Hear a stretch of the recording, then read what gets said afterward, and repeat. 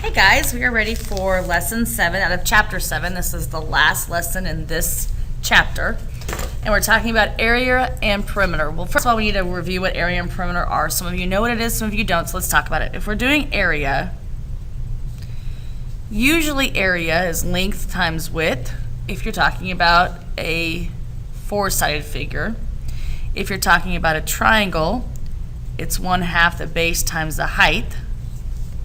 And those are pretty much the two figures that we're going to be working with. If we're talking about perimeter, perimeter is the distance around. So however long it is, you add to however long it is. You keep adding it around. Add all the distances around. Okay, so here we're talking about a 16 by 16 foot square. Okay, and granted, this is just a drawing. But let's talk about the 16 by 16 foot square. This is for a four-square game, okay? And the actual court, the entire court of the four-square game is 16 by 16, but then it's broken into 4 squares. Go figure, that's why it's called four-square. So if I divided this into 4 separate squares equally, it would be about right there, okay? And yes, my lines are a little bit off. But you get the idea. I have 1, 2, 3, 4 that I've divided this into for 4 square, okay? And that was number 1. And then it says, is each smaller square similar or congruent to the larger square? Well, I know it's not congruent because one of these smaller squares is smaller than the larger square. Does that make sense? So it can't be congruent because congruent means same shape and same size. So I know that it's smaller, so it's not congruent. But now I have to decide, is it similar? Well, if I look at my larger blue square, I have a 90-degree angle, 90-degree angle, 90-degree angle, 90-degree angle. If I broke this up evenly, would my smaller square have 4 90-degree angles? And the answer is yes. So because the angles are the same, it is similar.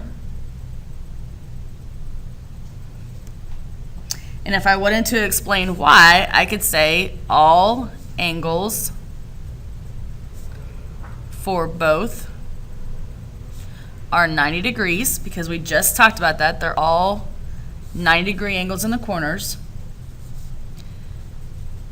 They are not congruent, though, because they're not the same shape. Or not, I'm sorry, not the same size. Okay, so that's what makes them not congruent, is that I have a smaller square inside of the larger square. And so they're not congruent because they're not the same size. They are similar, though, because all of the angles are 90 degrees, okay? So now it says, what is the perimeter of the large square drawn above? Well, we're actually going to do what is the perimeter of, we're not going to do the one that's drawn because I'd have to get a ruler and measure it, and that's a lot of work, and not all of you have rulers at home. So we're going to talk about what is the perimeter of the actual four square. Well, we know that it's 16 foot per side, and I have 1, 2, 3 sides that are 16 foot. So perimeter, I add them all up. Well, I have 16 foot plus 16 feet plus 16 feet plus 16 feet because I have 4 sides and they're each 16 feet long. So on my calculator, if I were to go ahead and add those together, I would have 16 times 4 or 16 plus 16 plus 16 plus 16. So the square above, we're actually going to do feet because, like I said, I'm not going to get out a ruler and measure this. We're doing the actual four square surface. So it is 64 feet in perimeter. Now I want to decide, well, how many feet is one of these small squares? Well, I know that I divided this exactly in half, okay? Because my line is right here. So I divided it exactly in half. So half of 16 is 8. So this one has 8 foot by 8 foot by 8 feet by 8 feet. So I would have 8 plus 8 plus 8 plus 8 because again it's 4 sides. And they're all 8 feet long. So 8 times 4 or 8 plus 8 plus 8 plus 8 plus 8 is 32. Now it says, how is the perimeter related in both of those? Well, if I look at that, I have 64 as one of my perimeters and I have 32 as my other perimeter. Hopefully you can see that the smaller square is exactly half the perimeter of the larger square. And the reason is because the scale factor, I broke this down. How many pieces did I break this side into? Well, I broke it into 2. So my scale factor, this one is exactly half the size of the larger one. Holy cow. So my scale factor, and if you want to do this a different way, my new one is 8. The smaller square is 8. The larger square is 16 feet in length, and that reduces to 1/2. So my scale factor is 1/2, okay? And my perimeter is 1/2. So whatever my perimeter was of the original, so my perimeter is 1/2 of the original.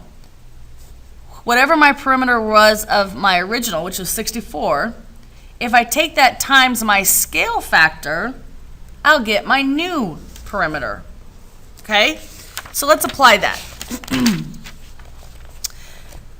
This tells you the exact same thing that we just talked about. If you take whatever your perimeter is of your larger one, you take it times the scale factor, and you'll get the perimeter of your new one. So let's look down here at A. It says triangle LMN, and I hate this thing, I'm going to take it down. Triangle LMN is similar to triangle PQR. So this one is similar to this one. Hopefully you can tell in your book that PQR is a little bit smaller than LMN. It says if the perimeter of LMN is 64, so this one we know is 64 meters. It says what is the perimeter of this one? So I don't know the perimeter of this one. Okay? I have side lengths that I know, and I have one perimeter that I know. So I can set this up as a proportion, and I can do side length over side length equals perimeter over perimeter. And remember, I have to keep the same shape together. So this is all going to be triangle LMN.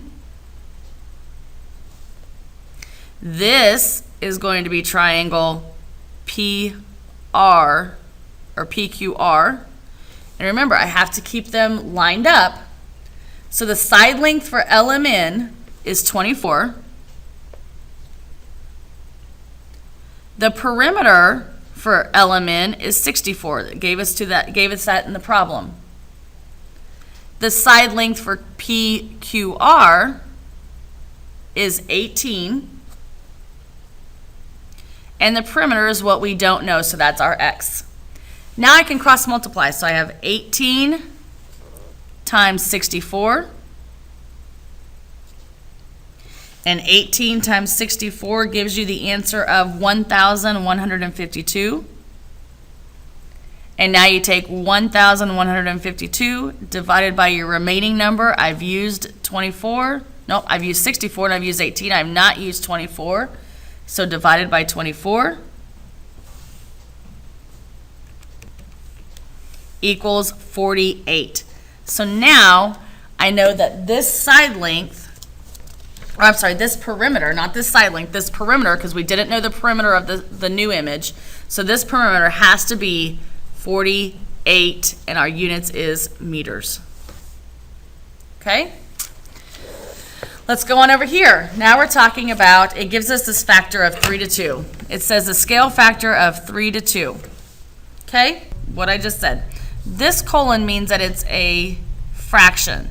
So it has a scale factor of 3 over 2. And 3 over 2 reduces to 1.5. Okay? So my scale factor is 1.5. So if I take this times 1.5, that will tell me my new side length. So 4 times 1.5 is 6. So I know that this side length has to be 6 inches because that's 1.5 times larger than 4. Does that make sense? Scale factor is 3 to 2. The semicolon is where you put your fraction bar. So I have 3 over 2, which is a scale factor of 1.5. So this is 6 inches. So that means I have 6 inches here because this is a perfect square. I have 6 inches here.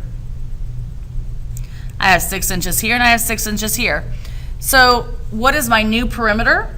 Well, now I know that I have 6s all around. So I'm going to add 4 6s together because I have 4 sides and each of them is 6. So my new perimeter is 24 inches. Okay? Let's look at the final one. This is another proportion. We're going to have to set up another proportion. It says Malia is painting a mural on her bedroom wall. The image she is reproducing is 4.8 inches by 7.2 inches. Okay, so I'm going to go 4.8. She's got an image, and it's 4.8 by 7.2. Okay? Her dimensions, she's making one that's 10 times larger because it says that it's 10 times larger. So to find the new dimensions, well, here's my original one, and this is talking about area. We've switched from perimeter now to area. So my original area, if I take length times width, it's 4.8 times 7.2. My original area is 34.56. Okay? And this one is 10 times larger. So I can do this one of two ways. First of all, I can just take this and multiply each of mine by 4.8 times 10. I can take them. This one's 10 times larger. Okay? So I can take 4.8 times 10, and I get 48. And I can take 7.2 times 10 and get 72. So these are my new dimensions. So now I have 48 times 72, and 48 times 72 is 3,456. So my new perimeter is 3,000, I'm sorry, then my new area, not perimeter, my new area is 3,456. My unit is inches, and don't forget area is always squared. Another way I can do that is that from here to get to here, I had to move my decimal place I had to move my decimal one place. So there's one place. For my 7.2 to get from 7.2 to 72, I had to move my decimal one place. So I can move my decimal two places and get the same answer of 3,456 inches squared, because all area is squared. All right, guys, if you have any questions, make sure you bring those to class. That's essentially all that we needed to talk about today, and I look forward to seeing you guys tomorrow. Have a great night.